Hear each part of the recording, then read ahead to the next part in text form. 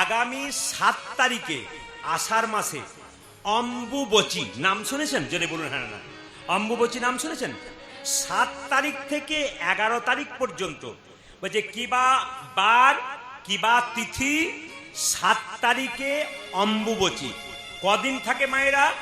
7 থেকে 11 দিন পর্যন্ত। শুনবেন ভালো করে, এই আষাঢ় মাসে 7 তারিখ থেকে 11 তারিখ পর্যন্ত আপনাদেরকে সাবধানে থাকতে হবে। কেন? আমার যারা মা আছেন, আমার যারা বোন আছেন, আমার যারা দিদি আছেন, তাদের কাছে ক্ষমা চেয়েই বলে নিলাম, মায়েরা 4 দিন মাসে কিন্তু অসচ অবস্থায় থাকেন, যেটাকে রজস্বলা বলা হয়, ইংরাজিতে যেটাকে পিরিয়ড বলা হয়। সবাই তাকান, সেই অবস্থাতে আপনারা যে 4 দিন থাকেন, ওই অবস্থাতে পৃথিবী প্রকৃতি প্রতি বছর একবার তারও রজস্বলা হয়। কোন দিন? 7 তারিখ থেকে 11 তারিখ। এই সময় পৃথিবীতে জল হয় আর পৃথিবী উর্বর হয়। ওই জন্য সেই সময় পৃথিবীর যে কোনো জায়গাতে কোদাল দিতে নাই, মাটি খুঁড়তে নাই, কোনো গাছ লাগাতে নাই। এগুলো কিন্তু মাথায় রাখবেন। অম্বুবচীর 7 থেকে 11 পর্যন্ত যারা চাষিবাসী আছে তারা মাঠের দিকে যায় না। কেন? পৃথিবী প্রকৃতি মা রজস্বলা অবস্থায় আছেন। ওই সময় তাকে কোনো আঘাত দেওয়া যাবে না, তাকে যত্ন করে রাখতে হবে। খুব মন দিয়ে শুনবেন, এই যে মায়েদের 4 দিন রজস্বলা হয়, এই অবস্থায় আপনারা কীর্তন শুনতে যেতে পারেন, আপনি বাড়িতে বসে এক জায়গাতে নাম জপ করতে পারেন, গুরুমন্ত্র জপ করতে পারেন, কিন্তু মন্দিরে ঢুকতে পাবেন না।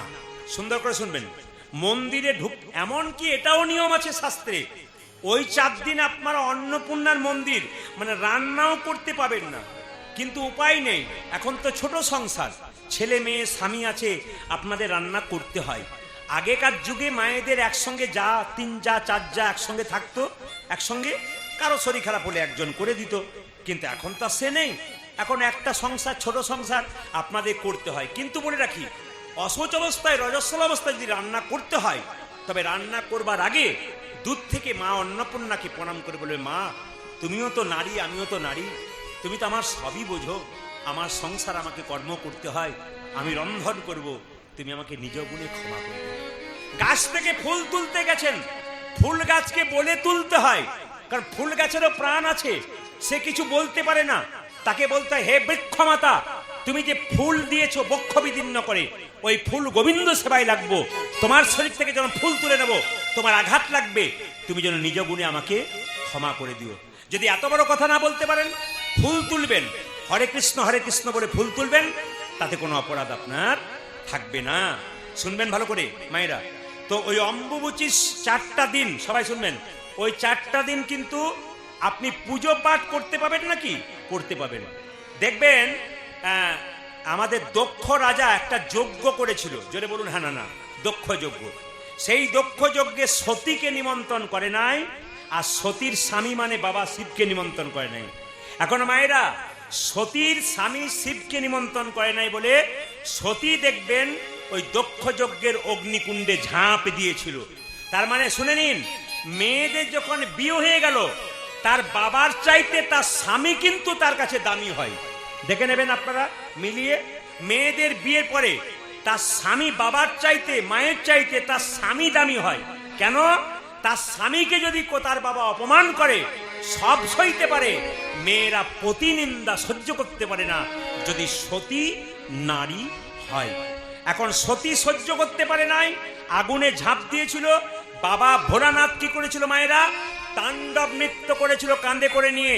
ভগবান বিষ্ণু দেখলেন এ তো প্রলয় সৃষ্টি করে দেবে, ধ্বংস হয়ে যাবে, তাই কি করলো? ভগবান সুদর্শন চক্র দিয়ে সতীর দেহটাকে 51টা ভাগে ভাগ করলো, আর 51 ভাগে 51টা পীঠ তৈরি হলো। যেমন তারাপীঠ যান, মায়ের তারা ওখানে পড়েছে, জোরে বলুন হ্যাঁ না। আপনারা আসামে যাবেন, নীল পাহাড়ে, ওখানে দেখতে পাবেন কামাখ্যা মন্দির আছে, ওখানে মায়ের যোনি পতিত হয়েছে। ভালো করে শুনবেন, ওখানে মায়ের যোনি পতিত হয়েছে। ওইখানে কিন্তু 4 দিন ধরে মন্দির বন্ধ থাকে। বাচ্চাদের শব্দ বন্ধ করুন। ওখানে কিন্তু মন্দিরে 4 দিন পুজো বন্ধ থাকে। অনেকে দেখবেন ওই পুজো বন্ধ দেখে এখানে মন্দিরে পুজো বন্ধ করেন। আমি অনুরোধ করব, আপনারা বাড়িতে 4 দিন অম্বুবচীর দিনে পুজো করবেন, প্রসাদ দেবেন ভগবানকে। কি দেবেন? গরম জিনিস দেবেন না, যাতে গোবিন্দকে ঠান্ডা জিনিস দেবেন, ভগবানকে ঠান্ডা জিনিস। কি? দই দেবেন, দুধ দেবেন, আম দেবেন, হ্যাঁ। কিন্তু আপনি আগুনে তৈরি করা কোনো জিনিস আপনারা অম্বুবচীর দিনে কোনো মতেই ভগবানকে দেবেন না। দেবদেবীর মন্দিরে পূজা পাঠ সব চলবে, ওখানে হয় না বলে এখানে হবে না তা নয়। কোনো মা যদি রজস্বল অবস্থায় থাকে, সে কি খায় না? সে তো খায়। যেগুলো তার সেই সময় খাওয়া যায় সেইগুলো খায়। তাই দেবতাকে সেই সময় সেই খাবারগুলো দিতে হবে। আগুনে পাকানো কোনো জিনিস, আগুনে তৈরি করা কোনো জিনিস কিন্তু সেই সময় দিতে নেই। যার বাড়িতে তুলসী মন্দির নেই তার বাড়িটা হলো জমের বাড়ি, আর যার বাড়িতে তুলসী মন্দির আছে তার বাড়িটা হলো ভগবানের বাড়ি। যার বাড়িতে তুলসী গাছ দেখবেন খুব ফুলে ফেঁপে উঠছে, তার টাকা পয়সা থাক আর না থাক, সুখ আর শান্তি কিন্তু তার বাড়ছে। অনেক অনেক টাকা আছে অথচ তুলসী গাছটা মরছে, বুঝবেন ও টাকার দাম নাই, আপনার সুখও কিন্তু কমছে। আপনারা সবাই মনে রাখবেন, গোবিন্দকে সোনা পরানো সবার ইচ্ছা হয়, শুনবেন ভালো করে। কিন্তু গোবিন্দকে আপনারা প্রতিদিন সোনা পরাতে পারেন। শাস্ত্র বলেছে তুলসী গাছের যে মঞ্জুরি রয়েছে না মা, মঞ্জুরি বুঝতে পেরেছেন কোনগুলো মঞ্জুরি? ওই মঞ্জুরি কেটে যদি গোবিন্দের মস্তকে দিতে পারেন, ওটাই শাস্ত্র অনুযায়ী সোনা পরানো হয়ে যায়। শুনবেন ভালো করে, খুব মন দিয়ে, কথাগুলো খুব দামি কথা। একদিন দুদিনে এত কথা বলা যায় না, এত দেওয়া যায় না। প্রতিদিন কীর্তন তো আমাদের, আমি কি বললাম, কালকে আবার 2টো গান, তার মানে দিনে একটা, আবার রাতে একটা, আবার পরের দিন আবার ফের দিনে একটা। তার মানে বুঝতে পারছেন কত চাপ থাকে আমাদের। এই চাপের মধ্যে আপনারা থাকেন, আপনাদের আনন্দ দেওয়ার চেষ্টা করি। কমিটি পয়সা দিয়ে আনে, আমরা পরিশ্রম করি। আমরা এরকম দাঁড়িয়ে কীর্তন করে চলে যাই না। সব কমিটি জানে যিনি পরিশ্রম করেন, যতক্ষণ আসরে থাকি তখন পরিশ্রম করি, মহাপ্রভুর ইচ্ছাতে, গোবিন্দের কৃপাতে চেষ্টা করি আপনাদের আনন্দ দেবার জন্য। শুনবেন, তুলসী পাতা কিন্তু রবিবার দিন তুলতে পাবেন না। তুলসী পাতা কিন্তু আপনি মাসের শেষ দিনে তুলতে পাবেন না। তুলসী পাতা আপনি দ্বাদশীর দিনে, একাদশীর পর, আজকে দ্বাদশী ছিল কিন্তু আজকে তুলতে পাবেন না। তুলসী গাছে জল অমাবস্যার দিন, পূর্ণিমার দিন তুলসী পাতা তুলতে পাবেন না। তুলসী গাছে জল আপনি প্রতিদিন দিতে পারেন, একাদশীর দিনে জলটা না দেওয়াই ভালো। কারণ আমরা যেহেতু একাদশী করি, সেহেতু একাদশীর দিন তুলসী গাছে জল না দেওয়াই ভালো। তিনিও একাদশী করেন। একাদশীর দিনে কেউ যদি বাড়ি আসে, সে যদি ভিক্ষা চায়, তাহলে কি ভিক্ষা দেওয়া যায়? শাস্ত্র অনুযায়ী একাদশীর দিন ভিক্ষা দেওয়া যায় না। তাহলে বলবেন, যে ভিখারি দরজায় এসেছে সে কি ফিরে যাবে? অতিথির মঙ্গল হবে, গৃহস্থের অমঙ্গল হবে না। তিনি আসবেন, আপনি যে একাদশীর প্রসাদ পাচ্ছেন ওই প্রসাদটা উনাকেও সেবা করান। তার মানে আপনার একাদশী হয়ে গেল, যিনি আপনার বাড়িতে ভিখারি রূপে এলেন তারও একাদশী করালেন। তার মানে মহাপ্রভুর আশীর্বাদ কিন্তু আপনি পেয়ে গেলেন। সুন্দর করে শুনে নেবেন কথাগুলো, কারণ আমি আগেই বলেছি মায়েরা, এ কীর্তন এমন জিনিস যে আমি যত দেব আপনাদের মনে হবে তত নেব। শুনবেন মন দিয়ে, একবারে খুব ভারী ভারী কথা কিন্তু। আচ্ছা মায়েরা, তুলসী গাছে যখন জল দেবেন, যেখানে তুলসী গাছটা আছে জলটা যেন উপচে পড়ে নিচে না পড়ে যায়, একটু কম রাখবেন। কি বললাম? তুলসী গাছে জল দেবেন, জলটা যেন উপচে নিচে না পড়ে যায়। তুলসী মন্দিরের উপরে কোনো ছবি দেবেন না। যারা দিয়ে ফেলেছেন তারা দিয়েছেন, এবার থেকে তুলসী মন্দির করবেন, তার সাইডে কৃষ্ণের ছবি, গোবিন্দের ছবি দেবেন না। কেন বলুন তো? না, তুলসী কৃষ্ণের পায়ে থাকে। এখন তুলসী গাছে লাগা জল যদি গোবিন্দের ছবি মানে মাথার উপরে পড়ে, আপনারও অপরাধ হলো আর তুলসী দেবীরও অপরাধ হলো। তাই কাউকে অপরাধী করবেন না আর নিজেও অপরাধী হবেন না। যখন কেউ মারা যায়, দরজা দিয়ে মৃতদেহ নিয়ে যায়, বলো হরে, বলো হরে, প্রণাম করেন না, প্রণাম করেন না। মরা আস্তে আস্তে, এই যে বাবা, মরা দেখলে প্রণাম করেন না? জোরে বলুন, প্রণাম করেন না?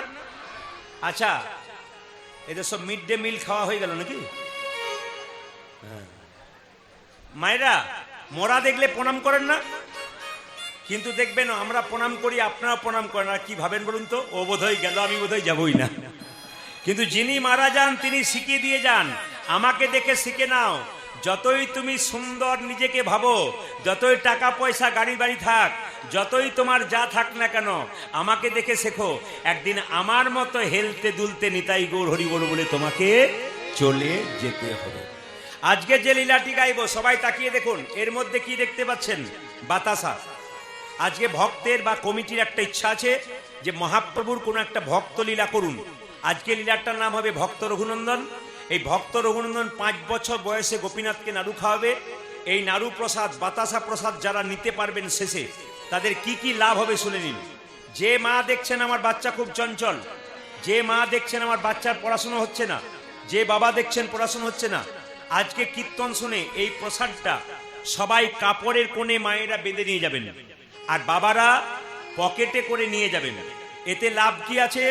বাড়ির যে বাচ্চা খুব চঞ্চল, পড়াশুনো করে না, অস্থির হয়ে যায়, যদি তাকে বৃহস্পতিবার দিন স্নান করিয়ে তুলসী গাছে জল ঢালানোর পর তুলসী মন্দিরটা পরিক্রমা করিয়ে তার কপালে এইটুকুখানি বাতাসা আর একটা তুলসী পত্র দিয়ে, এরকম করে একটা বাতাসা তুলসী পত্র দিয়ে তার কপালে 3 বার ঠেকাবেন আর বলবেন জয় গোপীনাথ, জয় গোপীনাথ, জয় গোপীনাথ। প্রতি বৃহস্পতিবার আপনি 1 বছর দিন দেখুন, আপনার বাচ্চা আস্তে আস্তে শান্ত হচ্ছে, কৃষ্ণ ভক্ত হচ্ছে এবং বিদ্বান হচ্ছে।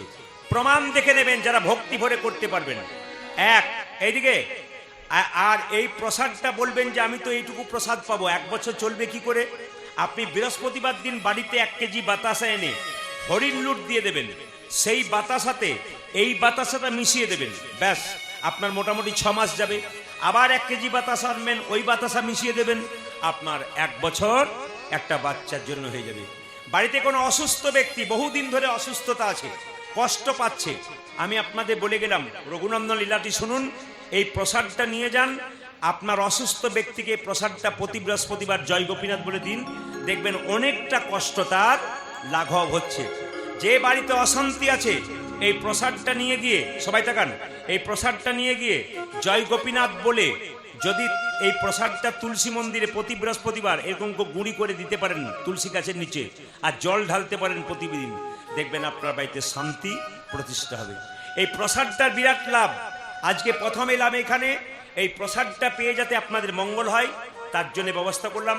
যারা আসল মা তারা প্রসাদ নেবেন, আর যারা সৎ মা মানে ছেলেকে ভালোবাসেন না, তাদের নেবার কোনো দরকার হবে না। দেখি কারা কারা আসল মা, তার প্রমাণ পাবো। জোরে বলুন রাধে রাধে।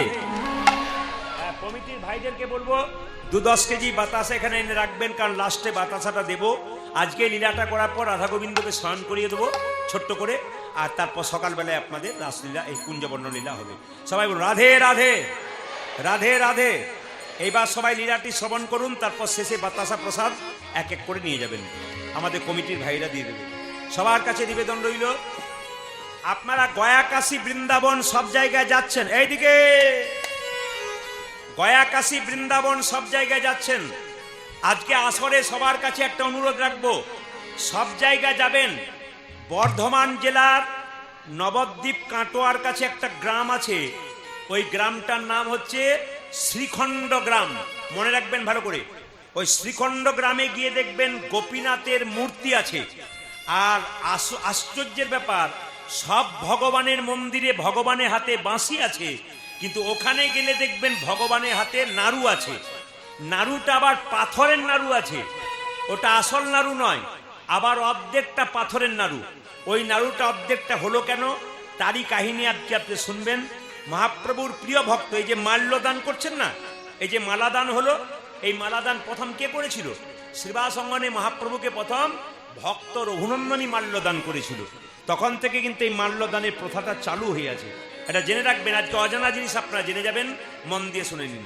বর্ধমান জেলার শ্রীখণ্ড গ্রামের 2 ভাই, বড় ভাইয়ের নাম মুকুন্দ আর ছোট ভাইয়ের নাম নরহরি। ও মায়েরা, এখানে যারা দু ভাই বা দু বোন কীর্তন শুনতে এসছেন, মন দিয়ে শুনবেন। মুকুন্দ সরকার, নরহরি সরকার। মুকুন্দ সরকার কবিরাজি চিকিৎসা করে, খুব একটা নাম ডাক নাই। ছোট ভাই তার সঙ্গে কম্পাউন্ডারি করে। একদিন ছোট ভাই বড় ভাইকে বলছে, দাদা চলো না সেবা সঙ্গনে মহাপ্রভুকে একবার দেখে আসি, তার আশীর্বাদ নিয়ে আসি। তখনকার দিনে হেঁটে হেঁটে যেতে হতো। এখন যেমন একটু রাস্তা মোটরসাইকেল চার চাকাতে আসছেন, তখন অনেক রাস্তা মানুষ হেঁটে হেঁটেই বৃন্দাবন চলে গেছে। কত ক্ষমতা দেখুন। তো সবাই লক্ষ্য করুন, মুকুন্দ সরকার আর নরহরি সরকার দু ভাই মিলে চললো কোথায়? একবারে শিবা সঙ্গনে মহাপ্রভু আশীর্বাদ নেবার জন্য। কিভাবে যাচ্ছে? কৃষ্ণ কেশব কৃষ্ণ কেশব কৃষ্ণ কেশব তাহি নাম, রাম রাঘব রাম রাঘব রাম রাঘব রক্ষমাম। হরে কৃষ্ণ কৃষ্ণ কৃষ্ণ হরে হরে, হরে রাম রাম রাম হরে হরে। কৃষ্ণ কেশব কৃষ্ণ কেশব কৃষ্ণ কেশব তাহি নাম, রাম রাঘব রাম রাঘব রাম রাঘব রক্ষমাম। হরে কৃষ্ণ কৃষ্ণ কৃষ্ণ হরে হরে, হরে রাম রাম রাম হরে হরে। আরে আরে আসুন না, নবাব কি সেজে এসছে? জোরে বলুন, নবাব কি সেজে এসছে? ফকির, ফকির যেন চিনতে না পারে। ধরুন আমি প্রদীপ পাল কীর্তন করি, একদিন যদি আমি টুপি পরে, চশমা পরে, প্যান্ট শার্ট পরে এখানে চলে আসি, আমাকে চিনতে পারবেন? পারবেন না। এত বড় বাংলার নবাব ফকির, এই যে এই যে এই যে এই যে, আপনাকে বলিনি বলে এদিকে আসুন। বাংলার নবাব ফকির সেজে বলছে আমি। খুব পেটে যন্ত্রণা। সঙ্গে সঙ্গে মুকুন্দ চিনতে পারে নাই। জামাটা খোলো, জামাটা খোলো। বাংলার নবাব মনে মনে ভাবছে আমি হুসেন শাহ, জামা আমি খুলবো। পেটের রোগ যদি ভালো না হয় দেখবে আমি কে এসেছি। আরে কে ভাবছো? জামাটা খোলো। এত লোক লাইন দিয়ে দাঁড়িয়ে আছে। নবাব মনে মনে ভাবছে জামা আমি খুলবো। জামাটা যেই না খুলেছে অমনি মুকুন্দ বলল, এবার মাটির বারান্দাতে গড়াগড়ি দিয়ে দাও। নবাব মনে মনে ভাবছে কালের কাল বর্ষাকাল, হরিণে চাটে বাঘের গাল। নেহাত বেকায়দায় পড়েছি আমি, সোনার ছপ্পর খাট ছাড়া শুই না, আর বেটা আমাকে গড়াগড়ি দিতে বলছে। পেটের রোগ যদি ভালো না হয় দেখবে কে। আরে কি ভাবছো? গড়াগড়ি দাও। যেই না মায়েরা গড়াগড়ি দিয়েছে অমনি অর্ধেকটা পেটের রোগ ভালো হয়ে গেছে। নবাব বলল, কবিরাজ কি তোমাকে এখানে ওষুধ দেওয়া থাকে নাকি? বলে হ্যাঁ হ্যাঁ, সবাইকে দিতে দিতে এক আধটু পড়ে গেছে, তোমার হয়তো কাজে লেগে গেছে। দেখি দেখি দেখি দেখি আসল ওষুধটা দি। যে না আসল ওষুধটা দিয়েছে অমনি মুকুন্দের রোগ, নবাবের রোগ ভালো হয়ে গেছে। আচ্ছা মায়েরা, এই যে কীর্তন শুনতে এসছেন, যারা গালে হাত দিয়ে বসছেন, দেশের যত চিন্তা সব আপনার মাথায় আসবে। নরেন্দ্র মোদীর ওপরে আপনার চিন্তা আসবে, যত চিন্তা সব আপনার উপর আসবে। যিনি মাথায় গলাতে হাত দিয়ে বসে আছেন, এই দিয়ে তাকাবেন যে যেখানে বসে আছেন, মন দিয়ে শুনবেন। আমি কি বললাম? কীর্তনের শেষে যারা প্রকৃত ভক্ত তারা দেখবেন ধুলোতে গড়াগড়ি দিয়ে যায়, আর যাদের পেস্টিজ পাংচার হয়ে যায় তারা ধুলোতে গড়াগড়ি দেয় না। কলকাতা থেকে একটা মেয়ে কীর্তন শুনতে এসেছিল গোপাল কোলে নিয়ে। এখানে গোপালটা রেখেছে কয়েকদিন আগে। কীর্তন শেষ হয়ে গেল, ভালো শাড়িটা পরে গড়াগড়ি দিচ্ছে। ওকে জিজ্ঞেস করলাম, মা তুমি যে ভালো শাড়ি পরে গড়াগড়ি দিচ্ছ, শাড়িটা ময়লা হয়ে যাবে না? উনি বলছেন, আপনি তো কীর্তনে বলেছেন স্বামীর যদি 10টা কাপড়ের দোকান থাকে, মরার সময় শ্মশান ঘাটে একটাও কাপড় দেবে না, তাহলে কাপড়ের কি দাম? আমি বললাম তুমি কি করো? বলছে বিউটি পার্লারের কাজ করি। বললাম তুমি বিউটি পার্লারের কাজ করো? বললাম আমিও তো করি। উনি তখন বলছে, প্রদীপ বাবু আপনি বিউটি পার্লারের কাজ করেন? হ্যাঁ আমি করি। তো তাহলে কি কীর্তনের ফাঁকে ফাঁকে করেন? বললাম না না, আমি কীর্তন করতে করতে করি। বলে কি করে করেন? বললাম তুমি তো বিউটি পার্লারের কাজ করে মেয়েদের বাইরেটা ভালো করার চেষ্টা করো, আর আমি বিউটি পার্লারের কাজ করে ভক্তের ভেতরটাকে সুন্দর করার চেষ্টা। এই যে হরিনামের আসর এসছেন, আপনার বাইরের বিউটি থাক আর না থাক, ভেতরের বিউটি কিন্তু ভালো হয়ে যাবে। ও মায়েরা, ভেতর যার ভালো তার সব ভালো। রামকৃষ্ণ দেব বলছে, তোমার বাড়ি যদি কেউ বেড়াতে যায়, দুটো মিষ্টি জল দিতে পারো না পারো, দুটো মিষ্টি কথা অন্তত বলবে, এবং হেসে হেসে বলবে।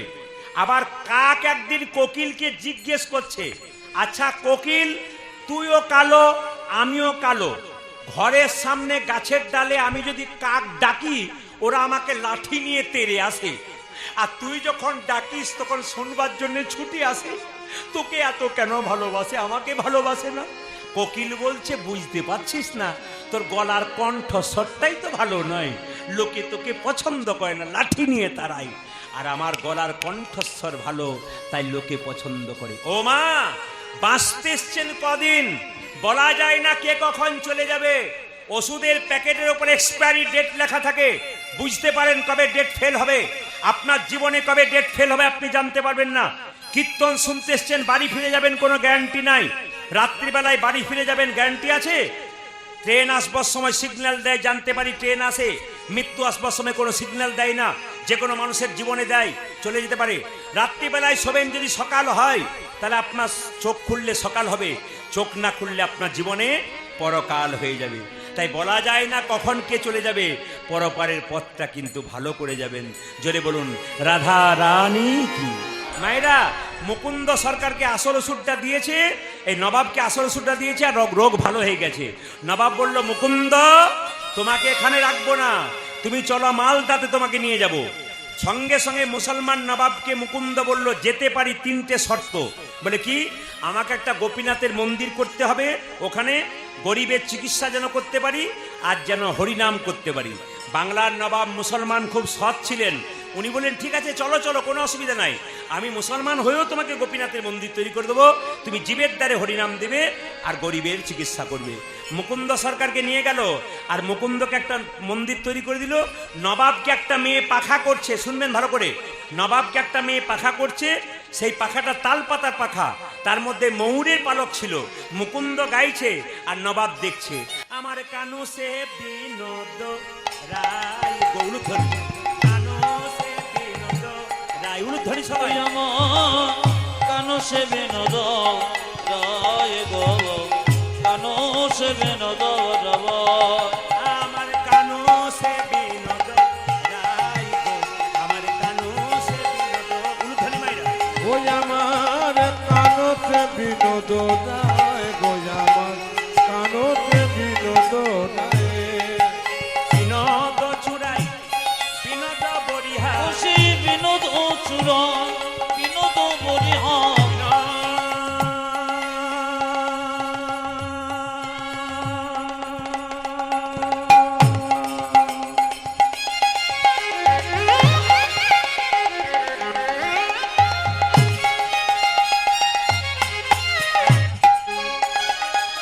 বিনোদ চুরাই বিনোদ বরিহা, খুশি বিনোদ চূড়ন বিনোদ বরিহা। এই যে বরিহা বরিহা বিনোদ উড়ছে তাই গো, ও যে বিনোদ জুড়েছে তব, আমার কানো সে বিনোদ রায় গো, সবাই তালি দেবেন। কানো সে বিনোদ রব। ওই আমার কানতে বিনোদ রায় গো, আমার কানতে বিনোদ রায়। ও মায়েরা, এই দেখুন, ও তারে বিনোদ ললাটে বিনোদ তিলক, বিনোদ বিনোদ সাজে গো, বিনোদ ললাটে বিনোদ তিলক, বিনোদ বিনোদ সাজে গো। বিনোদ ললাটে বিনোদ তিলক, বিনোদ বিনোদ সাজে গো, বিনোদ ললাটে বিনোদ তিলক, বিনোদ বিনোদ সাজে গো। বিনোদয় ধরে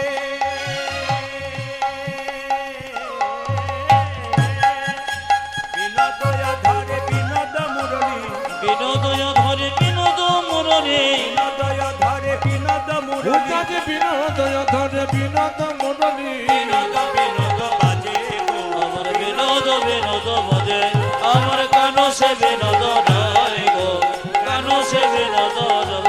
ওই আমার কানতে বিনোদ রায়, কানতে বিনোদ রায়। যার বাড়িতে জগন্নাথের ছবি আছে, কারা কারা পুরীর জগন্নাথ গেছেন হাত তুলুন তো। পুরী পুরী, বাহ বাহ।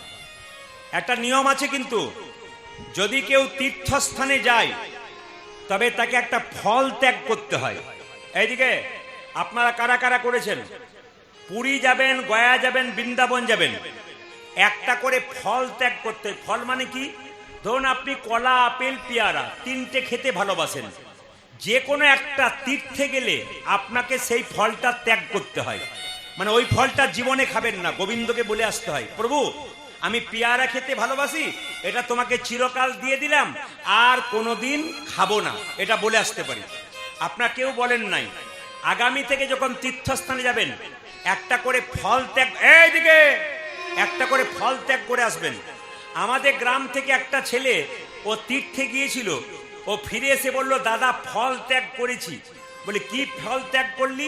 বলছে কামরাঙা। কামরাঙা মানে বুঝতে পেরেছেন? টক ফল। জিজ্ঞেস করলাম কামরাঙা কেন? টক ফল খেতে পারি না, তাই ভগবানকে দিয়ে এলাম। না না, ওটা বললে হবে না, যে ফলটা সবচাইতে প্রিয় সেটা ভগবানকে। বসুন বসুন, জায়গায় বসুন। আমি আগে বললাম কমিটিকে বারবার যাওয়া আসা করতে দেবেন না কাউকে, একবার ব্লক করে দিন। যে একবার ঢুকেছে বেরোতে দেবেন না, আর দ্বিতীয় কথা যে বেরোচ্ছে একবারে বেরোতে দেবেন না, একবার বাঁশ দিয়ে আটকে দিন, একবারে বেরোতে দেবেন না। এক আধজন যাদের খুব প্রয়োজন ছাড়া নয়, জানেন এই রাস্তায় যাওয়া আসা করলে বড় ডিস্টার্ব দেয়। কেন বলুন তো? অনেক ভক্তরা গান শুনছে, অসুবিধা হয়। মায়েরা বলুন জগন্নাথ দেব কি জয়। যেদিন বাড়ি ফিরে গেল মুকুন্দ সরকার, সেদিন জগন্নাথ দেবের স্নান যাত্রা শুনবেন। জগন্নাথের চোখ গোল না পটল চেরা? জোরে বলুন, একটু জোরে বলুন। জগন্নাথের চোখ গোল না পটল চেরা? আচ্ছা, কৃষ্ণের চোখ পটল চেরা না গোল? পটল চেরা। কেন বলুন তো? কৃষ্ণের বিচার মাঝে মাঝে এদিক ওদিক হতে পারে, জগন্নাথের বিচার কিন্তু সমান। গরিব গেলেও যা, ধনী গেলেও তা, ভিখারি গেলেও যা, জমিদার গেলেও তা, ব্রাহ্মণ গেলেও যা, শূদ্র গেলেও তা, জগন্নাথের চোখটা হচ্ছে মায়েরা গোল। তবে শুনে নিন, যে যেখানে বসে আছেন, জগন্নাথকে নবকলেবর, মানে জগন্নাথকে তো দারু ব্রহ্ম দিয়ে তৈরি হয়েছে, কাঠ দিয়ে, নিম কাঠ দিয়ে। জগন্নাথ তৈরি হয়েছে কি কাঠ দিয়ে? জোরে বলুন, কি কাঠ দিয়ে? নিম্ব কাঠ দিয়ে। এই কাঠটা অনেক দিন পর পর পরিবর্তন হয়, ওটাকে নবকলেবর বলা হয়। এটা কতদিন পর হয় হিসাব নাই। যখন পুরুষোত্তম মাস পড়ে, যেমন এটা এখন পুরুষোত্তম মাস পড়েছে, যখন পুরুষোত্তম মাস পড়ে, যে বছর আষাঢ় মাসে পুরুষোত্তম মাস পড়ে, সেই মাসে জগন্নাথের নবকলেবর হয়। আপনি একজন হিন্দু মানুষ, আপনি হিন্দুত্বের কিছুই জানলেন না, আপনি হিন্দু বলে লোকের কাছে পরিচয় দেবেন কি করে? আপনি তো আপনার ধর্ম সম্পর্কে জানলেনই না। কীর্তন শুনতে এসছেন, আপনার ধর্ম সম্পর্কে জানতে হবে। অন্য ধর্মের মানুষ যদি জগন্নাথের সম্পর্কে জিজ্ঞেস করে, আপনি বলতে না পারেন আপনি কিসের হিন্দু। অন্যান্য জাতির লোক তাদের ধর্ম সম্বন্ধে পাকা হয়ে গেছে, আর আমরা সবচাইতে দুর্বলতার ব্যাপার কি বলুন তো? আমাদের ধৈর্য নাই, আমরা ছটফটানি করি, আমরা কিছুই বুঝি না। বুঝবার চেষ্টা করবেন। কি বললাম মায়েরা? জগন্নাথের প্রতি পুরুষোত্তম মাসে নবকলেবর হয়।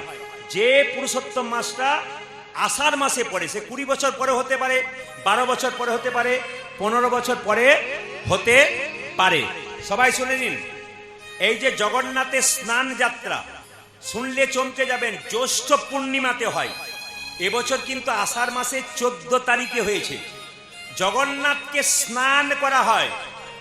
আগের দিন জগন্নাথ মন্দির থেকে জগন্নাথ, বলরাম, সুভদ্রাকে বের করে দেখবেন, যারা পুরীতে গেছেন ওখানে দেখবেন বিরাট বড় বেদি আছে, ওই বেদির ওপরে কিন্তু জগন্নাথ, বলরাম, সুভদ্রাকে রাখা হয়।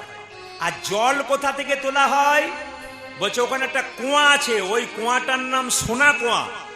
ওই কুয়াতে মানে ইন্দিরাতে সূর্যের আলো কোনোদিন প্রবেশ করতে পারে না। ওই কুয়া থেকে জল তোলা হয়। 100টা সোনার ঘোড়াতে, ঘোড়া বোঝেন তো মায়েরা?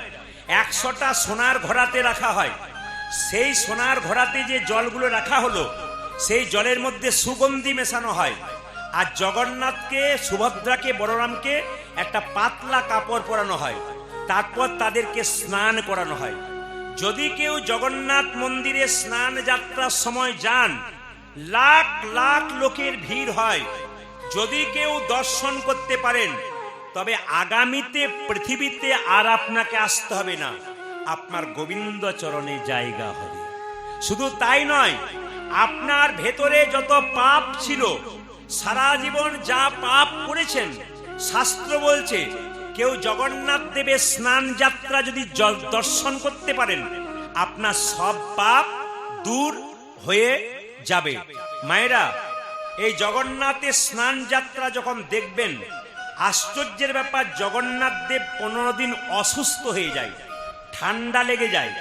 রাজবৈদ্য তার চিকিৎসা করে, তখন জগন্নাথ দেবকে একটা বাড়িতে আলাদা করে জগন্নাথ বলরাম সুভদ্রাকে রাখা হয়। তখন কিন্তু মন্দিরে জগন্নাথ দেব থাকেন না। তাহলে এবার প্রশ্ন করবেন, এত ভক্ত যে আসবে তারা কি দর্শন করবে? তখন জগন্নাথ মন্দিরে ওখানে একটা চিত্রপট রেখে দেওয়া হয়, যেখানে জগন্নাথ, বলরাম এবং সুভদ্রা তিনজনকে ওখানে রাখা হয়। কেন? চিত্রপটে, ছবিতে, যাতে আমরা তাকে দর্শন করে প্রণাম করতে পারি।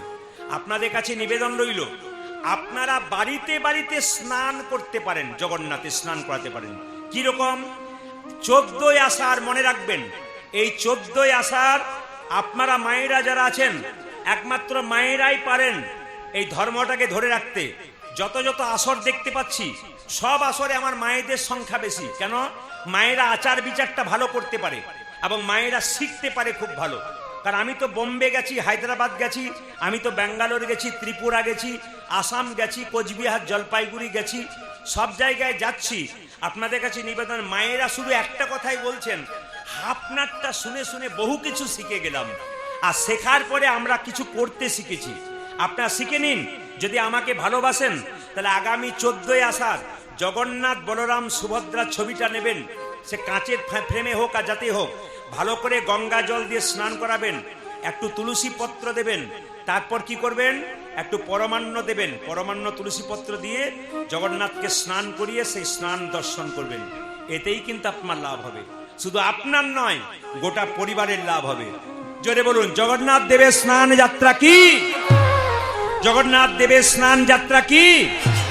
জগন্নাথ দেবের স্নান যাত্রা কি? শুনে নিন মায়েরা, ওই স্নানের পরে 15 দিন পর, ভালো হবার পর, সে গুন্ডিচা মন্দিরে যায়। ওইটা হচ্ছে রথযাত্রা। তখন সেটা হচ্ছে রথযাত্রা। যখন মাসির বাড়ি গেল ওটাকে রথযাত্রা, সোজা রথ। আর মাসির বাড়ি থেকে যখন ফিরে এলো ওটাকে উল্টো রথ বলা হয়। তাই দেখুন মায়েরা, যখন নবকলেবর হয়, নতুন করে তৈরি হয়, যেখানে দেখুন, আপনার প্রশ্ন করবেন, জগন্নাথ দেবের যে নবকলেবর নতুন করে তৈরি হলো, তার পুরাতন কাঠটা কি করা হলো? এইদিকে পুরাতন কাঠটা কি হলো মায়েরা? পুরাতন কাঠটা যেমন আমাদের কেউ মারা গেলে সমাধি দেওয়া হয়, সেরকম নিয়ম অনুযায়ী, শাস্ত্র অনুযায়ী জগন্নাথ দেবের পুরাতন কাঠটা সমাধি দেওয়া হয়। যে জায়গাতে সমাধি দেওয়া হয় ওটা কিন্তু জগন্নাথ দেবের মন্দিরের দক্ষিণ দিকে আছে, এবং ওই জায়গাটাকে কি বলা হয়? ওই জায়গাটাকে বৈকুণ্ঠ ধাম বলা হয়। যদি কোনোদিন জগন্নাথ মন্দিরে যান, তার দক্ষিণ দিকে একবার যাবেন, দেখবেন সেখানে বৈকুণ্ঠ ধাম দেখতে পাবেন। কেন? সেখানে জগন্নাথ দেবের পুরাতন কাষ্ঠটা সমাধি দেওয়া আছে। যেটা বলুন, রাধা রানী কি, শ্যাম সুন্দর কি, মদন মোহন কি। আচ্ছা মায়েরা, তাহলে দু ভাইয়ের মধ্যে এক ভাই রয়ে গেল কার কাছে? মহাপ্রভুর কাছে। আর এক ভাই বাড়ি চলে এলো। বলুন তো, ছোট ভাই রয়ে গেল না বড় ভাই রয়ে গেল? জোরে বলুন, বড় ভাই রয়ে গেল। কোন ভাই রয়ে গেল? ছোট ভাই। আর কোন ভাই ফিরে এলো? বড় ভাই। মায়েরা, সে সময় মালদা জেলা একজন মুসলমান নবাব, তার নাম হুসেন শাহ। তার পেটে খুব যন্ত্রণা, ভালো হচ্ছে না। সে বললো, একটা কবিরাজের সন্ধান দাও যে আমার রোগ ভালো করতে পারে। একজন বলল, তুমি যদি মুকুন্দ কবিরাজের কাছে যাও, তোমার পেটের যন্ত্রণা ভালো হয়ে যাবে। মুকুন্দ কবিরাজ কাছে আসছে, কিন্তু নবাবকে বলল, তোমাকে ফকির সেজে যেতে হবে, কারণ গরিবের চিকিৎসা করে বড় লোকে করে না। এত বড় বাংলার নবাব ফকির সেজে এলো যাতে আমাকে চিনতে না পারে। হুসেন ফকির। মুকুন্দ সরকার মন্দিরে সকালবেলায় গোপীনাথের ভজন করছে, আর নবাব দাঁড়িয়ে দেখছে। কি গাইছে মুকুন্দ? আমার ওই আমার আমি সবাইকে বলে যাই, যারা কীর্তন শুনছেন, যদি ভোর 4টে থেকে কেউ স্নান করতে পারে, ওটা দেবতার স্নান হয়।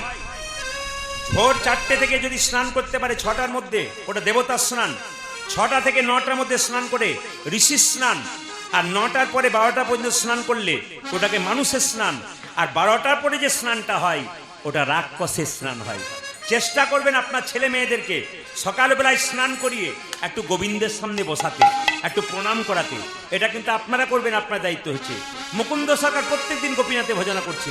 আমার মন মন্দিরে, গোপীনাথ, তুমি আমাকে টাকা পয়সা দাও, নিজে সোনার মন্দির তৈরি করে দেবো, আমি মন মন্দিরে তোমাকে রাখবো। যাদের মন্দির করার পয়সা নেই তারা মন মন্দিরে ভগবানকে রাখুন।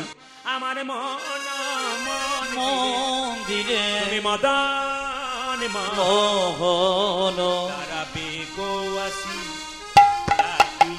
ওই আমার মন মন্দিরে মদন মোহন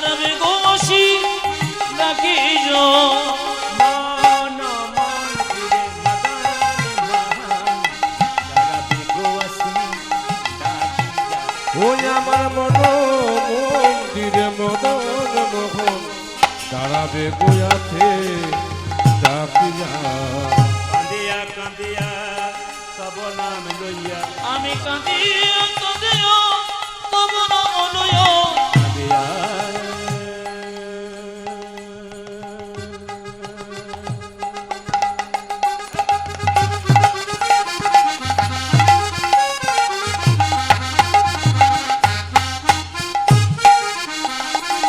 এ প্রাণ না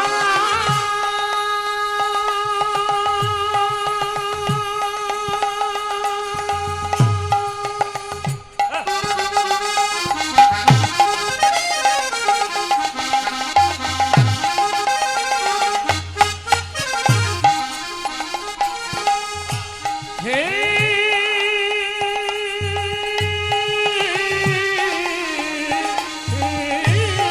প্রাণনা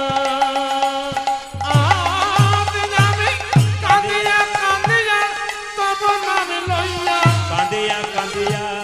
তব নাম লইয়া আমি কাঁদিয়া কাঁদিয়া তব নাম লইয়া প্রাণ জলে বুক ভাসাইয়া নয়ন জলিব আমার মন মন্দিরে মদন মহান দাঁড়াবে গৌয়াসী ডাকিয়া আমার মন মন্দিরে মদন মোহন দাঁড়াবে গৌয়াসী ডাকিয়া সৌরধ্বনি তীরে নিতেরে তীর মহাবিলস বিলস সমবয় বালক সঙ্গে আজ ঈশ্বর ধরে তেরে নিরম বিলস সমবয় বালক সঙ্গে যার যেমন ভাব তার তেমন লাভ। দু ভাই মিলে মহাপ্রভুকে দেখছে, মহাপ্রভু কীর্তন করতে করতে যাচ্ছে গঙ্গার ধার দিয়ে। সৌরধ্বনি তীরে তীর মহাবিলস সমবয় বালক সঙ্গে সৌরধ্বনির তীরে ধীর মহাবিল সয়ে সমবয় বালক সঙ্গে হরি করতালি ধ্বনিত হরি ধ্বনি আমার করে করো কানি ধনিত ভরি ভোলে হরি করতালি ধ্বনিত হরি ধ্বনি পূজা যে করে করতালি ধরিত গরি গরি এই দেখুন, এই যে এতজন কীর্তন শুনতে এসছেন, কার ভেতরে কি ঘটছে প্রদীপ পাল জানে না, ভগবান জানছে। এই জন্য মনকে পরিষ্কার করবেন, কীর্তন শুনতে এসে ঘরের কথা ভাববেন না। কেন বলুন তো, মনে মনে যদি ভগবানকে ডাকতে পারেন বসে বসে, গোবিন্দ আপনার মনের মধ্যে আছে। মহাপ্রভু নৃত্য করছে, ছোট ভাই বলছে দাদা আমি কি দেখছি জানো, ওই তোই আমার গোরা নাচে, আরে ওই তো আমার গোরা নাচি ওই তোই আমার গোরা নাচে, দেখো দেখো ওই তো আমার গোড়া নাচে হ্যামে দণ্ড ওই তোই আমার গোরা নাচে, দেখো ভেমি দণ্ড বাহু তুলে ওই তো আমার গোরা নাচে হ্যামে দণ্ড বাহু তুলে ওই তোই আমার গোরা নাচে। ওটা দেখা আমি দণ্ড বাহু তুলে ওই তো আমার গোড়া নাচে ছোট ভাই বলছে আমি দেখছি গোরা নাচে, বড় ভাই বলছে না না আমি দেখছি আরেকজন নাচে। কে নাচছে? ওই তো গো রাই নাচে, দেখো ওই তো গোরা কি নাচে ওই তো গো রাই নাচে। দেখো দেখো ওই তো গোড়াই নাচে তুই গোড়ার মধ্যে রাই দেখতে পাচ্ছিস? বলে হ্যাঁ, অন্তরে যার শ্যামে নাচে, বাইরে গোড়াই। আমার অন্তরে যারি সামনে নাচে বাইরে গোরা আই নাচে অন্তরে যার শ্যামে নাচে, বাইরে গোড়াই নাচে। যদি অন্তরি জারি শ্যামে নাচে বাইরে গোড়াই নাচে সৌরধ্বনি তীরে তীর মহাবিলস সমবয় বালক সঙ্গে। উলুধ্বনি সোর ধরে তেরে তের মহাবিলস সমবয় বালক সঙ্গে আজ সৌরধ্বনির তীরে ধীর মহাবিল সমবয় বালক সঙ্গে। বলুন রাধা কি, জয়। শ্যাম সুন্দর কি। আরেকবার বলুন, ক ভাই গেল? হাত তুলে দেখেন, ক ভাই গেল? দু ভাই। এখন দেখুন, এখানে যারা কীর্তন শুনতে এসছেন, যদি দু ভাই কীর্তন শুনতে আসে, এক ভাই মহাপ্রভুর কৃপা পায় আর এক ভাই যদি না পায়, যে পেল তার তো খুব আনন্দ, আর যে পেল না তার কত কষ্ট। মহাপ্রভু বললেন, এই যে শ্রীবাস, ওদের মধ্যে যে ছোট ভাই, তাকে বলে দাও সে আমার সঙ্গে সারা জীবন কীর্তন করবে, আমার আশীর্বাদ পাবে। আর যে বড় ভাই, তাকে বলে দাও সে আমার 100 জন্ম কৃপা পাবে না। এইদিকে এইদিকে, কিরকম হলো বলুন তো মহাপ্রভু? এটা বিচারটা দুরকম হয়ে গেল না? ছোট ভাইকে বললো সারা জীবন হরিনাম করবে, আমার সঙ্গে থাকবে, আর বড় ভাইকে বলবো 100 জন্ম কৃপা পাবে না। শিবাস এসে বলছে, এই যে এই যে এই যে তোমাদের মধ্যে ছোট ভাইকে আমি, আমার নাম নরহরি সরকার। তোমার জন্য প্রভু বলেছে তুমি সারা জীবন প্রভুর কৃপা পাবে, ওর সঙ্গে থাকবে। আর বড় ভাই বলছে, আমার জন্য কি বলেছে? তোমার জন্য বলেছে তুমি 100 জন্ম কৃপা পাবে না। যেই না বলেছে 100 জন্ম কৃপা পাবে না, বড় ভাই নাচতে শুরু করেছে, জয় গৌরী জয় গৌরী। পাগল বলবে না? যে পরীক্ষায় পাস করেছে তার আনন্দ নাই, আর যে ফেল করেছে তার যদি আনন্দ হয়, তাহলে পাগল বলবে না? এইদিকে ছোট ভাইকে বললো তুমি 100 জন্ম কৃপা পাবে, আর বড় ভাইকে বললো তুমি 100 জন্ম কৃপা পাবে না, আর বড় ভাই পাগলের মতন আসছে গৌর গৌর বলে। শিবাস বলছে, তোমার কি মাথা খারাপ হয়ে গেছে? তোমাকে মহাপ্রভু বললো 100 বছর কৃপা পাবে না, 100 জন্ম, আর তুমি দিব্যি নাচতে শুরু করেছো। আমি হলে তো 20কে আত্মহত্যা করে দিলাম। একথা শুনে মুকুন্দ বলছে, শোনো শোনো শ্রীবাস, প্রভু যদি বলতো কোন জন্মে সঙ্গ পাবো না, সঙ্গ পাবো না, তাহলে না হয় আমি 20 খেয়ে আত্মহত্যা করে দিতাম। প্রভু বলেছে 100 জন্ম সঙ্গ পাবো না, সঙ্গ পাবো না, 100 জন্ম না হয় গৌর গৌর বলি কেঁদে বেরাবো। যখন 100 জন্ম পেরিয়ে যাবে, 101 জন্মে প্রভুর সঙ্গ পাবো। 101 জন্মে প্রভু সঙ্গ পাবো, 1 জন্মে প্রভু সঙ্গ পাবো। ওই 101 জন্মে প্রভুর সঙ্গ পাবে। 100 জন্ম কেঁদে বেড়াবো, 1 জন্মে প্রভুর সঙ্গ পাবো। আমি 100 জন্ম কেঁদে বেড়াবো, 101 জন্মে প্রভু সঙ্গ পাবো। 100 জন্ম কেঁদে বেড়াবো, 101 জন্মে প্রভু সঙ্গ পাবো, 100 জন্ম কেঁদে বেড়াবো, 101 জন্মে প্রভু সঙ্গ পাবো। 101 জন্মে প্রভুর সঙ্গ পাবো। এর থেকে শুনে রাখুন, ধৈর্য যার ভগবান তার, আর ধৈর্য যার নাই ভগবান তার নাই। কোনো মা কীর্তন শুনতে এসে যদি ধৈর্য না থাকে, ছেলেকে পড়াশোনা করার সময় বলবেন না ধৈর্য করে পড়, ধৈর্য করে পড়। ছেলে বলবে তোমারই তো ধৈর্য নাই, বা ধৈর্য শেখাচ্ছ কি? এই জন্য আপনার ধৈর্য থাকতে হবে। যদি মহাভারতের দিকে যান, তাহলে 100 ভাইয়ের দাদা দুর্যোধন চঞ্চল ছিল, উনি গোবিন্দ পেলেন না। কিন্তু পঞ্চপাণ্ডবের দাদা যুধিষ্ঠির, উনি স্থির ব্যক্তি ছিলেন, উনি গোবিন্দ পেলেন। এ সংসারে যে চঞ্চল, তার জীবনে উন্নতি নাই।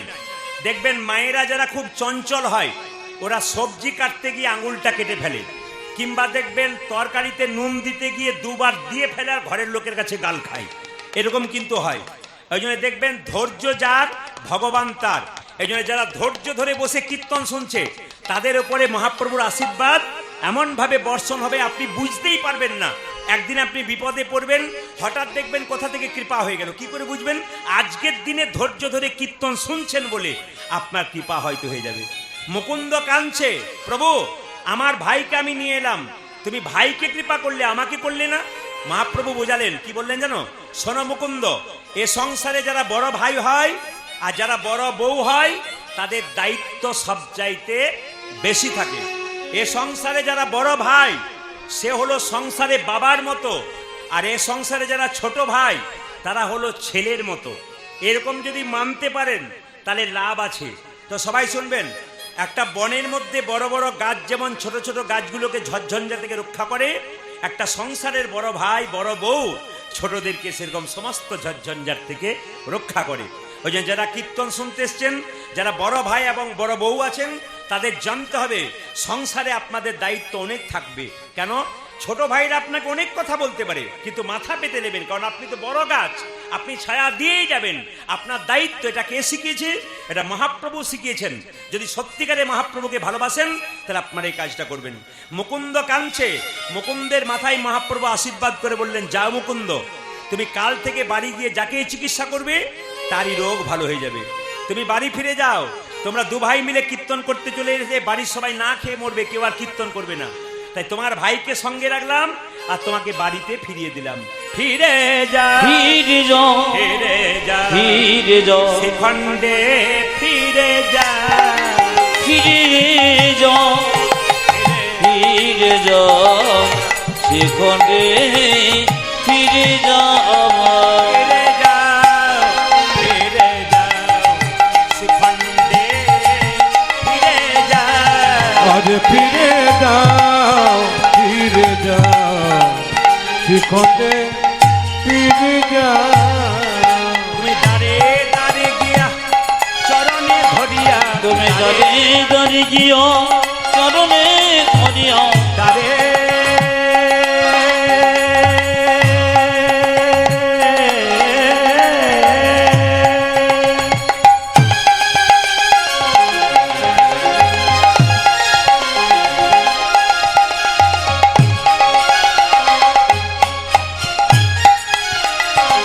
তুমি দরে দরে গিয়ে চরণে ধরিয়া, দাঁড়ে দাঁড়ে গিয়া চরণে ও ধরিয়া, তুমি দাবি দাবি গিয়া চরণে ধরিয়া, হরির নাম বিনা, দরে দরে গিয়ে চরণে ধরিয়া, হরে রাম বিন ফিরে যাও, ফিরে যাও, শ্রীখণ্ডে ফিরে যাও। আজ ফিরে যাও, ফিরে যাও, শিখতে ফিরে যাও।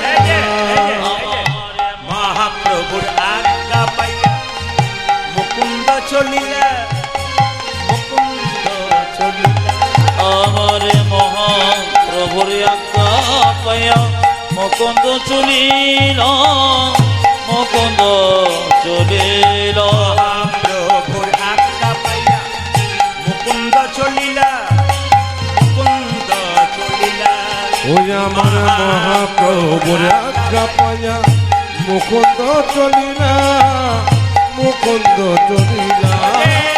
শ্রীখণ্ড গ্রামেতে, আমি শিকুণ্ড গ্রামেতে যাসি, শ্রীখণ্ড গ্রামেতে আসি, শ্রীখণ্ড গ্রামেতে আসি, উপনীত হইলা, উপনীত হইলা।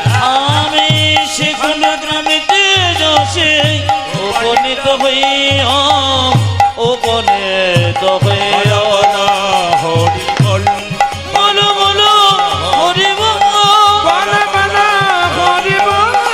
বলো বলো হরি বল।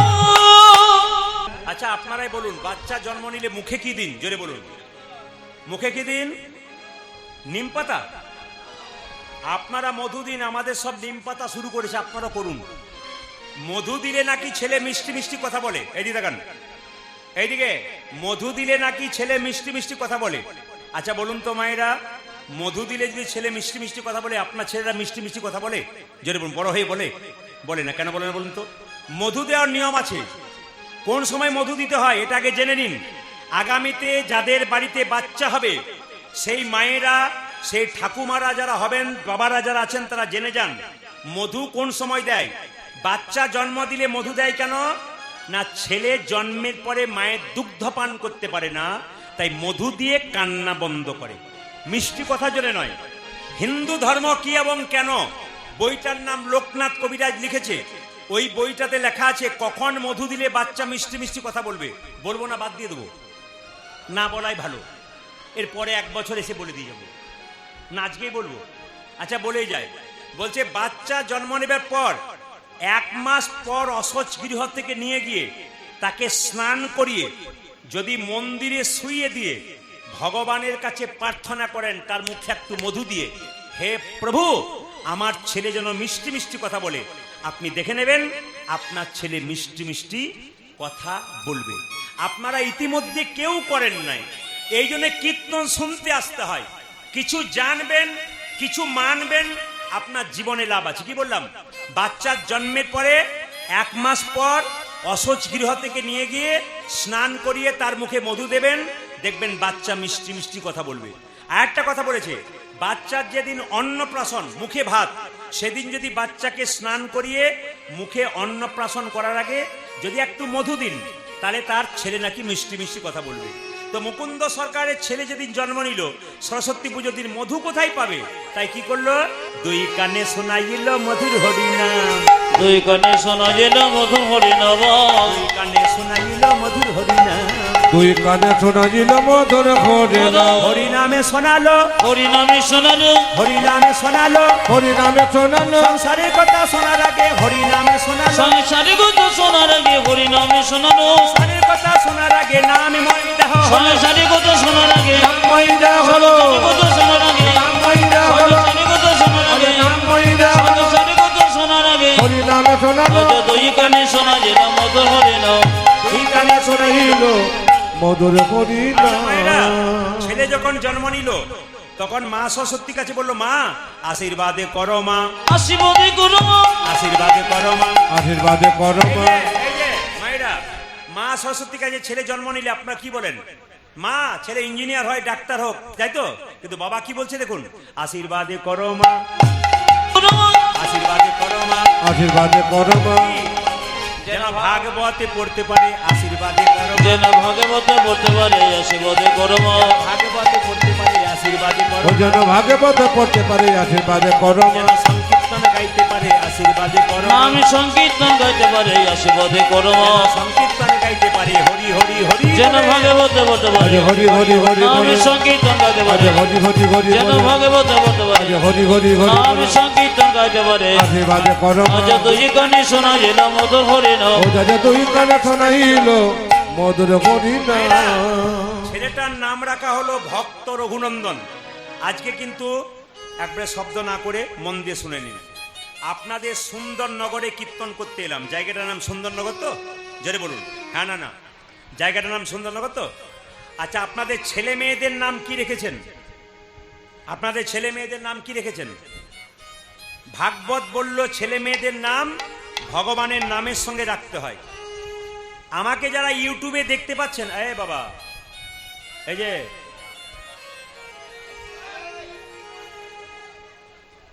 আমাকে যারা ইউটিউবে দেখতে পাচ্ছেন, কত বছর দেখছেন জোরে বলুন? 5 বছর, 7 বছর, 8 বছর, তাই তো? তার আগে কি আমি কীর্তন করিনি? তার আগে আমি দুমকা জেলা যে রয়েছে ঝাড়খণ্ড, ওই এলাকা আসতে, ওই এলাকায় প্রচুর গান করেছি, শুনবেন মন দিয়ে। সব জায়গাতে কীর্তন করতে গেলে এক ব্যক্তি সামনে বসে কীর্তন শুনতেন। আমার দিকে তাকান, ওইদিকে নয়, কীর্তনটা এইদিকে হচ্ছে। এক ব্যক্তি সামনে বসে কীর্তন শুনতেন। আমি আবার বললাম, কীর্তন চলাকালীন আপনারা পয়সা দেওয়াটা বড় কথা নয়, কীর্তন শোনাটা বড় কথা। বারবার বললাম। তাই কীর্তন চলাকালীন আসরে এসে এমন কিছু করবেন না, পয়সা দেখাবেন না যে পয়সা দিচ্ছি।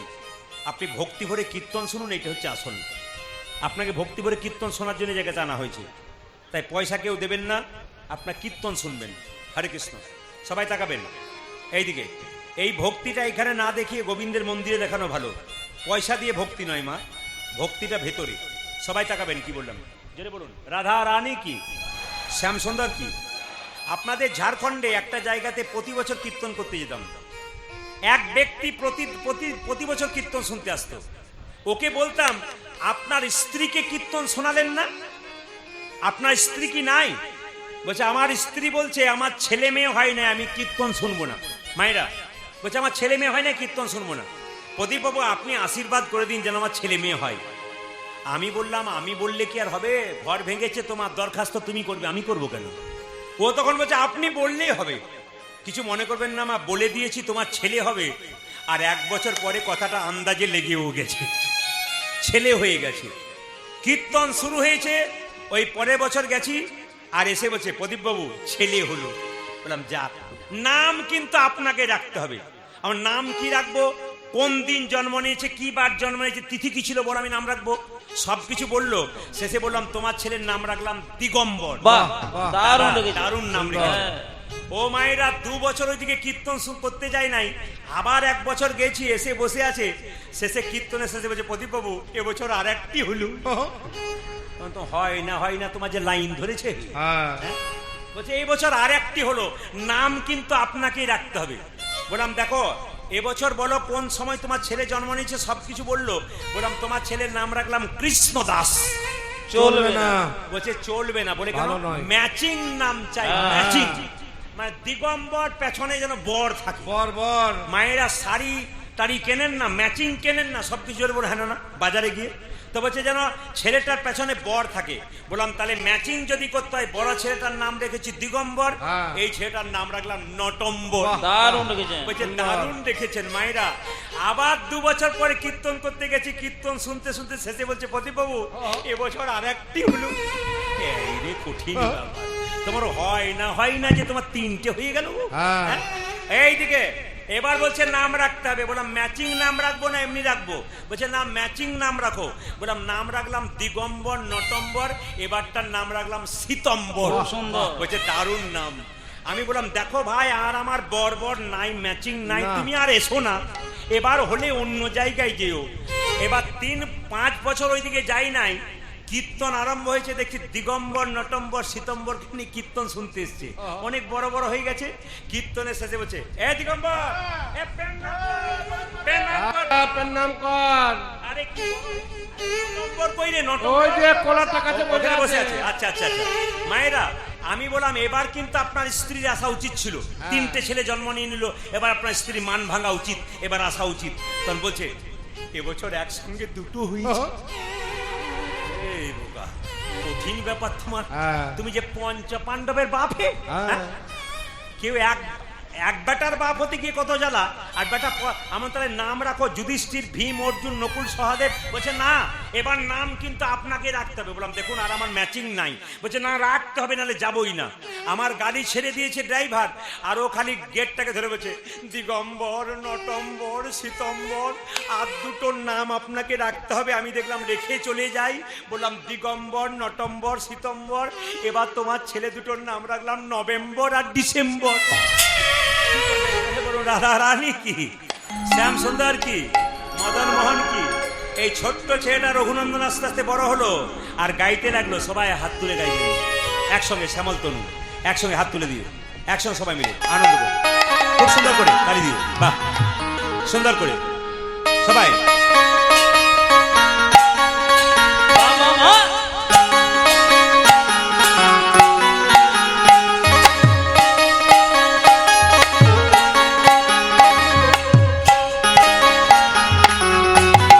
তালি তালি।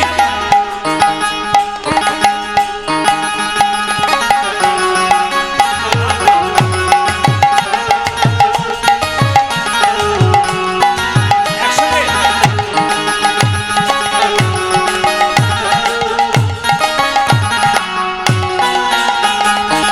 মায়েরা, কমিটির ভাইদেরকে বলবো এবার আমাকে আনতে গেলে ফুটবল গ্রাউন্ডে আনবেন। কারণ দেখুন কত কত মা, কত কত বাবা কত সুন্দর দাঁড়িয়ে আছে। যারা জায়গা পেয়েছে জায়গার অবহেলা করবেন না। দেখুন কতজন ঘন্টার পর ঘন্টা দাঁড়িয়ে কীর্তন শুনছে। অনেকে দেখতেই পাচ্ছে না, কতজন ঘুরে চলে গেল, জায়গা পেল না। আপনার জায়গা পেয়েছেন মানে আপনার ভাগ্যবতী, ভাগ্যবান। কতজন জায়গা পেল না, ঘুরে চলে গেল। হাত তুলুন। শ্যাম মল্ল তনু হলো আবির লাল, বাহ, বাহ, বাহ। আবির লাল, বেশ, বেশ। হোলি খেলেছে আমার ব্রজের।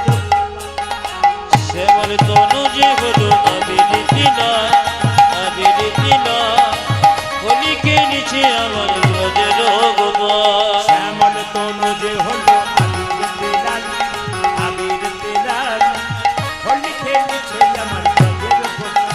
যে শ্যামল তনু যে হলো আবিরে তেলাল, আবিরে তেলাল, হোলি খেলিতে জামা বজ্র গোপাল।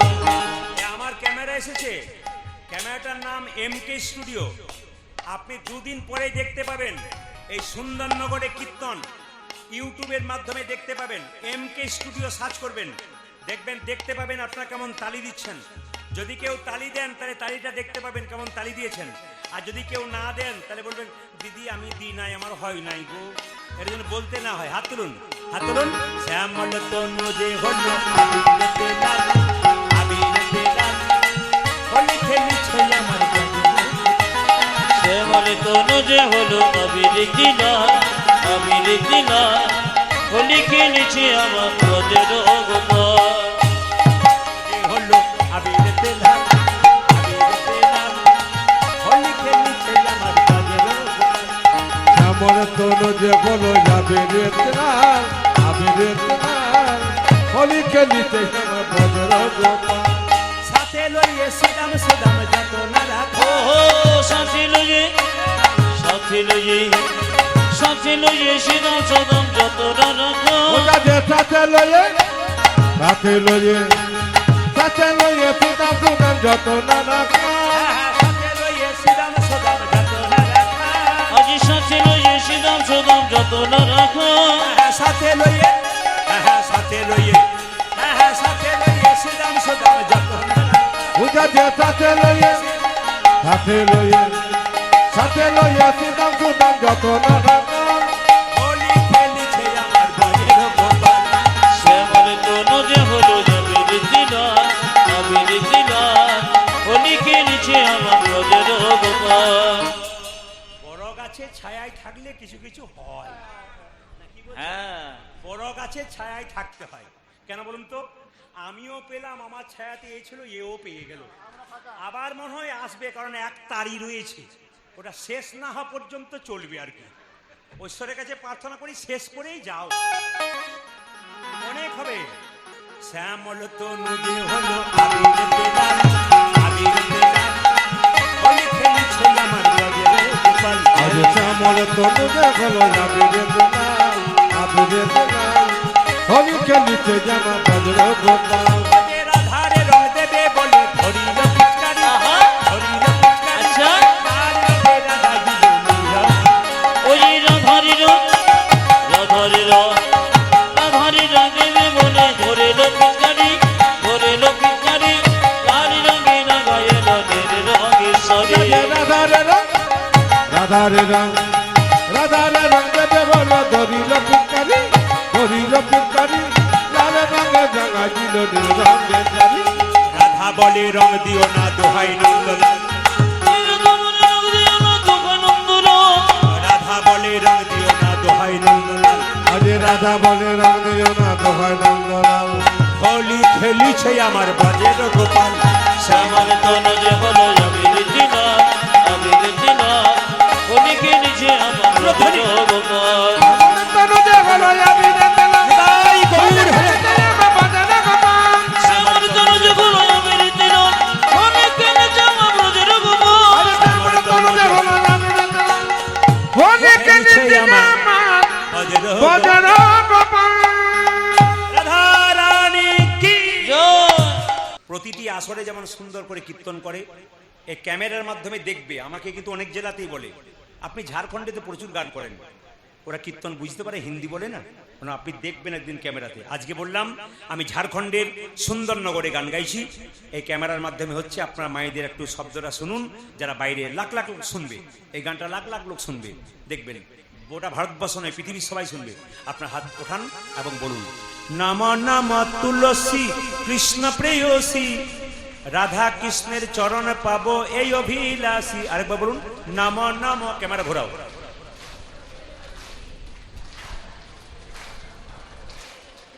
ও কিন্তু ক্যামেরা ঘোরাচ্ছে, আপনার হাতটা ওঠান একটু সবাই মিলে।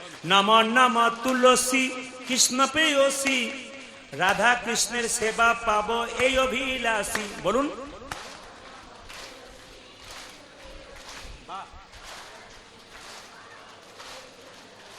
ওগো যে তোমার নাম লই মনোবাঞ্ছা পূর্ণ হয়। বলুন। যে তোমার নাম লই মনোবাঞ্ছা পূর্ণ হয়, কৃপা করে কর মোরে বৃন্দাবনবাসী, কৃপা করে কর। বলুন, যে তোমার নাম লই মনোবাঞ্ছা পূর্ণ হয়, যে তোমার নাম লয় মনোবাঞ্ছা পূর্ণ হয়, কৃপা করে কর মোরে বৃন্দাবনবাসী। বলুন, ও যে নম নম তুলসী কৃষ্ণ প্রেয়সী, রাধা কৃষ্ণের সেবা পাবো এই অভিলাষী। বলুন, নম নম তুলসী কৃষ্ণ প্রেয়সী। বা এবার তালে তালে, ও যে নম নম তুলসী কৃষ্ণ প্রেয়সী, রাধা কৃষ্ণের কৃপা পাবো এই হরি হরি বল। নব নব তুলসী কৃষ্ণ প্রেয়সী, রাধা কৃষ্ণের সেবা পাবো এই বিলাসে। যে তোমার নামে লয় মনোবাঞ্ছা পূর্ণ হয়, যে তোমার নামে লয় মনোবাঞ্ছা পূর্ণ হয়, যে তোমার নামে লয় মনোবাঞ্ছা পূর্ণ হয়, যে তোমার নামে লয় মনোবাঞ্ছা পূর্ণ হয়, কৃপা করে কর মোরে বৃন্দাবনবাসী। যে তোমার নামে লয় মনোবাঞ্ছা পূর্ণ হয়, কৃপা করে কর মোরে বৃন্দাবনবাসী। নম নম তুলসী কৃষ্ণ প্রেয়সী, রাধা কৃষ্ণের সেবা পাবো এই অভিলাষী। নম নম তুলসী কৃষ্ণ প্রেয়সী, রাধা কৃষ্ণের সেবা পাবো এই অভিলাষী। আশীর্বাদ করুন, আরো যেন টাকা হয়, আরো টাকা সরাতে পারি। বেশ, এবার এক কাজ করুন, ওই ছেলেগুলোকে কিছু করে দিন, সবাইকে দিন। হ্যাঁ, সবাই মিলে হাত তুলুন, হাত তুলুন। নম নম তুলসী কৃষ্ণ প্রেয়সী, রাধা কৃষ্ণের সেবা পাবো এই অভিলাষী। হরে নম নম তুলসী কৃষ্ণ প্রেয়সী, রাধা কৃষ্ণের সেবা পাবো এই বিলাসে। নম নম তুলসী কৃষ্ণ প্রেয়সী, রাধা কৃষ্ণের সেবা পাবো এই অভিলাষী। আজ নম নম তুলসী কৃষ্ণ প্রেয়সী, রাধা কৃষ্ণের সেবা পাবো এই বিলাসে। নম নম তুলসী কৃষ্ণ প্রেয়সী, রাধা কৃষ্ণের সেবা পাবো এই অভিলাষী। নম নম তুলসী কৃষ্ণ প্রেয়সী, রাধা কৃষ্ণের সেবা পাবো এই অভিলাষী। নম নম তুলসী কৃষ্ণ প্রেয়সী, রাধা কৃষ্ণের সেবা পাবো এই বিলাসে। হরে কৃষ্ণ। হ্যাঁ,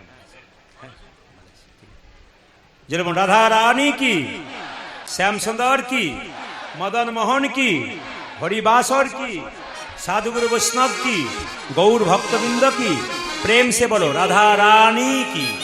আমি আপনাদের এবার বাবু হয়ে বসতে বলবো, এবার নাড়ু প্রসাদ সেবা হবে, সবাই দর্শন করুন, সবাই মিলে একসঙ্গে একবার ভক্তি করে একবার বাবু হয়ে বসুন, মাথায় কাপড়টা নিয়ে। এই সময় কিন্তু নাড়ু প্রসাদ দর্শন, সবাই মিলে দর্শন করুন। এই জায়গাটি দর্শন করুন, সবার লাভ আছে।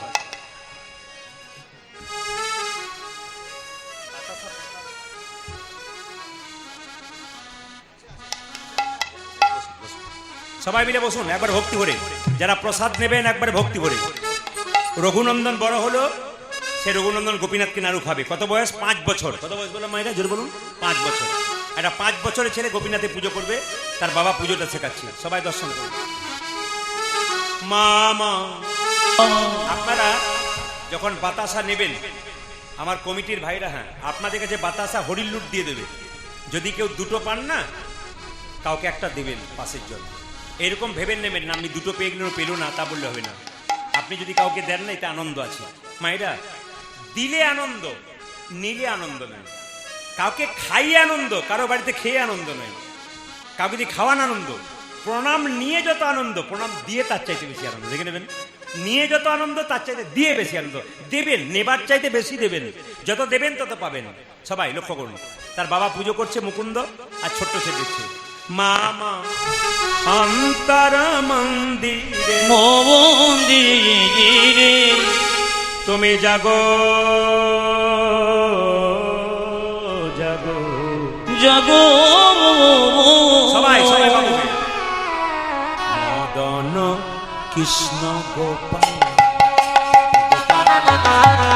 মদন কৃষ্ণ গোপাল। উলুধ্বনি উলুধ্বনি।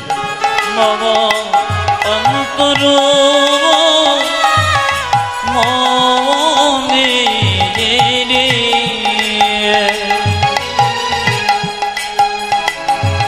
জাগো জাগো।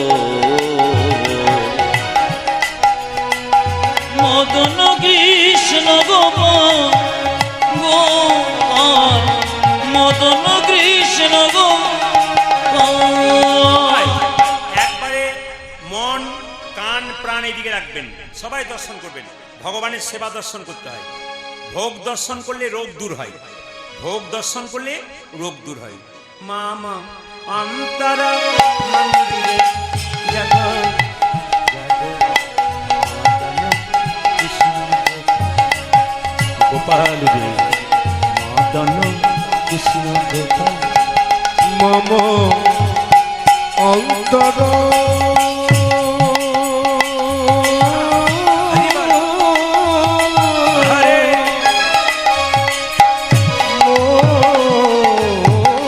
মন্দিরে যাব যাব মদন কৃষ্ণ গোপাল গোপাল মদন কৃষ্ণ গোপাল লয়ে রাধা বামে এসো ব্রজধামে নজির ধবনে এসো ব্রজ ধামে লয়ে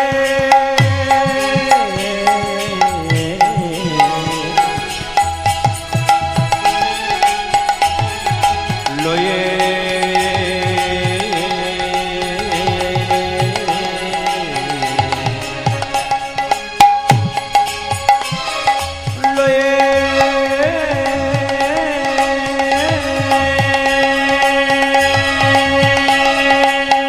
বলে হারিয়ে হাইটম্যান হে প্রাণ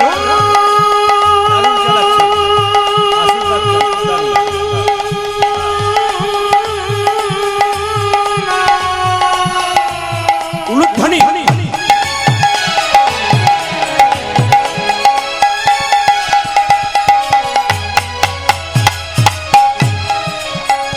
হে প্রাণ বল্লভ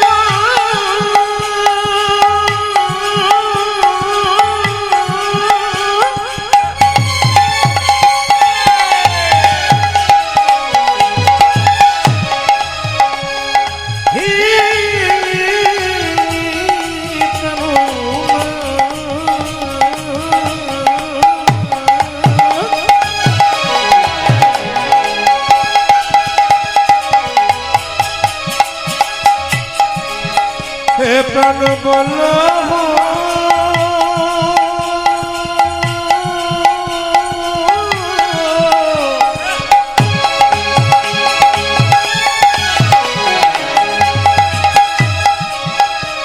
হে প্রাণ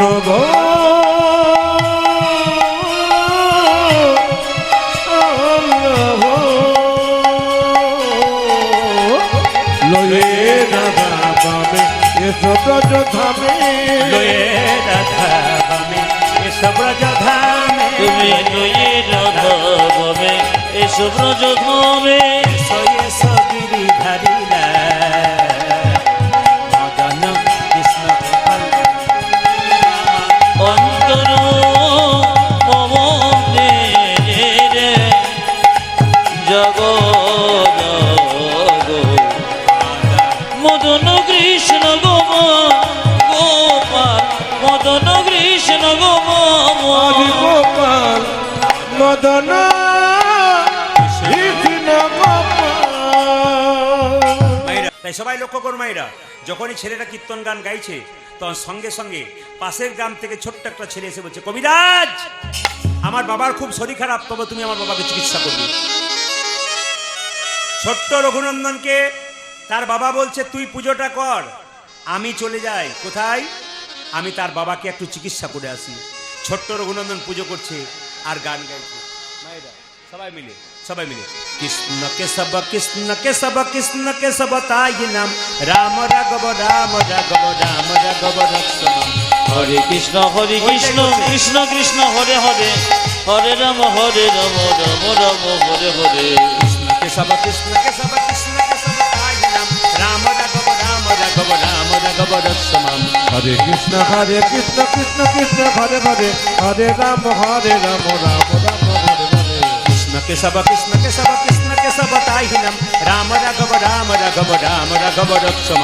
হরে কৃষ্ণ কৃষ্ণ কৃষ্ণ হরে হরে হরে রাম রাম রাম হরে হরে। মায়েরা যেই না কীর্তনটা গাইছে, ছোট্ট ছেলেটা পুজো করছে মায়েরা, আর কেঁদে কেঁদে বলছে, ও গো গোপীনাথ ঘন শ্যাম। সবাই তাকাবেন, যে যেখানে বসে আছেন সবাই তাকাবেন, মায়েরা সবাই তাকাবেন। মুকুন্দ সরকারের ছেলে পুজো করছে। আপনার সবাই কত বয়স বলেছিলাম, কত বয়স বলেছিলাম, কত বয়স বলেছিলাম? 5 বছর। সবাই ও গো গোপীনাথ ঘন শ্যাম, ঘন শ্যাম, ও গো গোপীনাথ গোপীনাথ